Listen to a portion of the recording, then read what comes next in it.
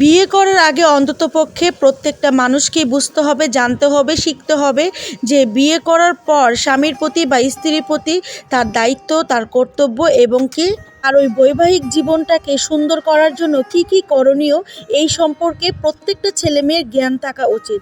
আসসালামু আলাইকুম, কেমন আছেন বন্ধু এবং বান্ধবী সকল? আবারও আমি চলে এসেছি আপনাদের মাঝে আমার বাসার কিছু টুকিটাকি রান্নার রেসিপির সাথে কিছু গুরুত্বপূর্ণ কথা আপনাদের সাথে আলোচনা করতে। আশা করি বরাবর সবসময়ের মতো আজকের ভিডিওটাও আপনাদের ভালো লাগবে ইনশাল্লাহ। বর্তমান সমাজে স্বামী বলেন আর স্ত্রী বলেন, প্রত্যেকটা মানুষের ক্ষেত্রে আমি দেখি এই দুই পক্ষ কেন জানি একজন আরেকজনকে জানেই না, বোঝেই না বা জানতে চায়ও না। আসলে বিয়ে করা মানেই কিন্তু ভাত কাপড় দেওয়া বা স্বামীকে খাবার রান্না করে দেওয়াকেই বোঝায় না।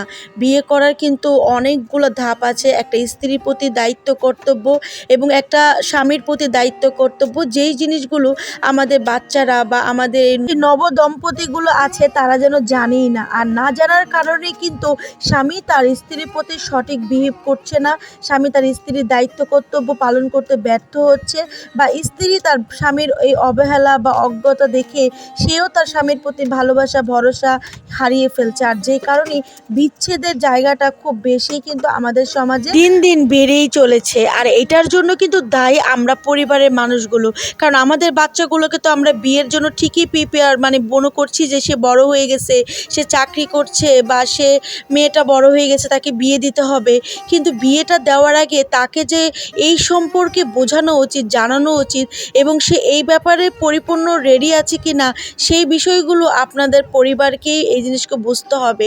আর যেটা না বোঝার কারণে অনেক ছেলেরাই কিন্তু জানে না যে একটা স্ত্রীর সাথে কীরকম ব্যবহার করতে হয়, একটা স্ত্রীর সাথে কীরকম আচরণ করতে হয়, একটা স্ত্রীকে কি করে খুশি রাখতে হয়, একটা স্ত্রীর প্রতি দায়িত্ব কর্তব্যগুলো কি।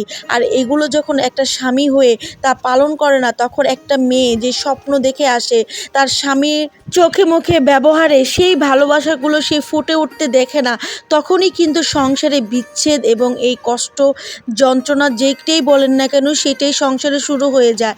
আর তখনই সেই সংসারটা মনে হয় একটা মৃত জেলখানা, যেখানে কেউই আসলে বেঁচে থাকে না, দুইজনের মনই মরে যায়, একজনের প্রতি একজনের সম্মান শ্রদ্ধা ভালোবাসা সবই চলে যায়। স্বামী বা স্ত্রী দুজনেই কিন্তু দেখা যায় যে বাচ্চার জন্য স্যাক্রিফাইস করে নিজের জীবনকে, এবং জীবন্ত লাশ হয়ে বেঁচে থাকে একে অপরের সাথে, কিন্তু একে অপরের প্রতি না থাকে ভালোবাসা, না থাকে মায়া, না থাকে শ্রদ্ধা। শুধু বাচ্চার জন্যই এভাবে কাটিয়ে জীবন কাটাচ্ছে হাজারো পরিবার, হাজারো সংসার বেঁচে আছে শুধু বাচ্চাদের উপরেই ডিপেন্ড করে, কিন্তু একে অপরের প্রতি না আছে প্রেম, না আছে ভালোবাসা, না আছে শ্রদ্ধা। তাই আমি সবাইকে আমার এই ভিডিওর মাধ্যমে একটা মেসেজই দিতে চাই যে আপনারা অবশ্যই স্বামী স্ত্রী সুখী করতে একে অপরকে বুঝুন।